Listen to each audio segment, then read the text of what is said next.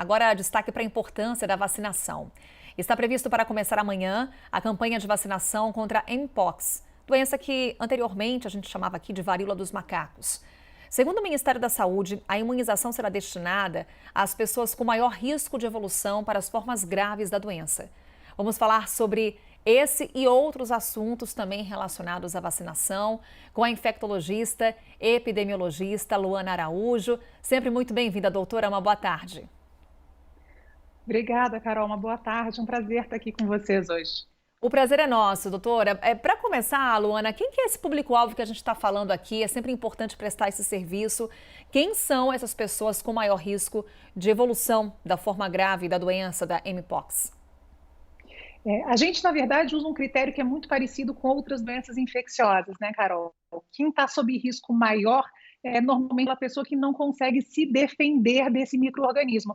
Então, a gente está falando especificamente aí no caso da Mpox, das pessoas vivendo com HIV e AIDS, mas principalmente dentro desse universo daquelas pessoas cuja imunidade está muito baixa nessa condição. Então, a gente fala de um limite, né, laboratorial que a gente chama de contagem de linfócitos CD4, é uma célula de defesa nossa que é atacada, infelizmente, pelo vírus HIV. Então, quando ela está muito baixa, a imunidade dessas pessoas não consegue responder a esses desafios, então elas estão sob risco maior. Então, quem tem um CD4 abaixo de 200 é o público-alvo de pré-exposição, quer dizer, de vacinação antes de uma exposição ao vírus da Mpox nesse momento.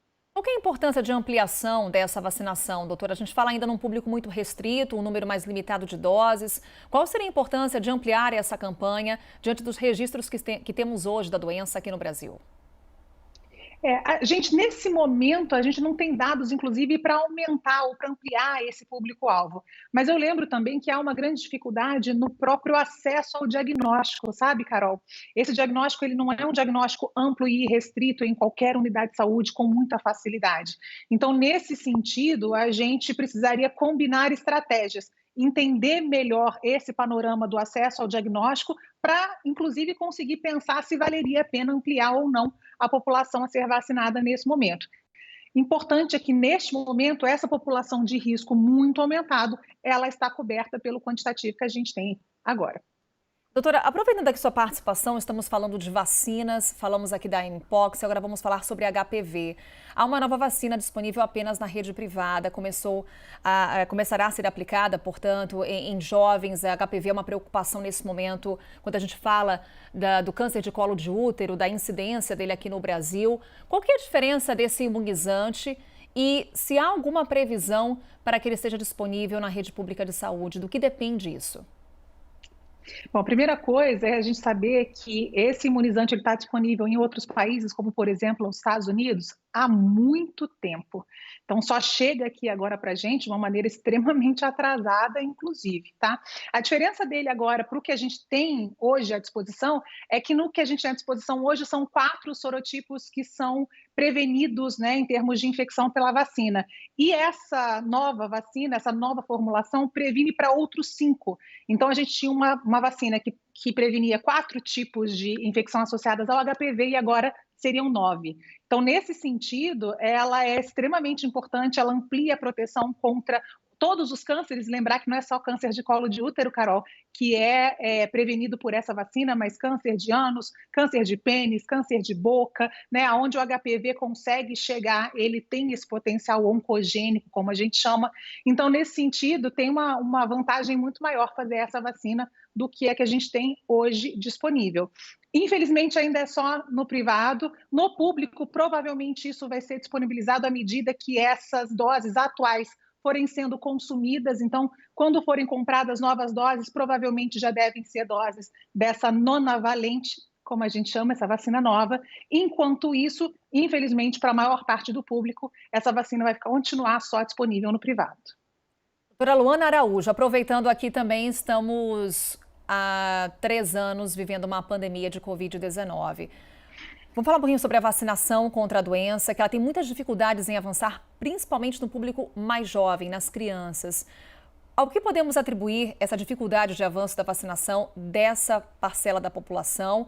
E também lhe pergunto, diante do que temos hoje de realidade da doença no Brasil e no mundo, Quando podemos declarar o fim dessa pandemia? Estamos próximos desse fim? Eu vou começar do final, viu, Carol? Eu acho que a gente está mais próximo do que nunca, né, desse desfecho que a gente tanto quer.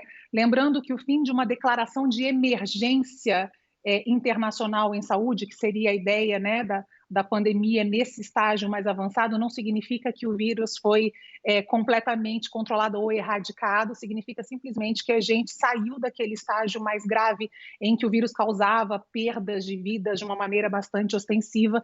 Então, a gente vai conviver com esse vírus durante muito tempo, a gente vai precisar de mecanismos para controlar as suas sequelas e as suas dificuldades. Então, a gente ainda tem um longo caminho pela frente, mas sair dessa emergência inicial, desse momento grave, a gente está muito próximo disso. Aqui no Brasil, hoje, infelizmente, né, a gente está completando 3 anos do primeiro óbito relacionado à Covid-19, hoje, 12 de março.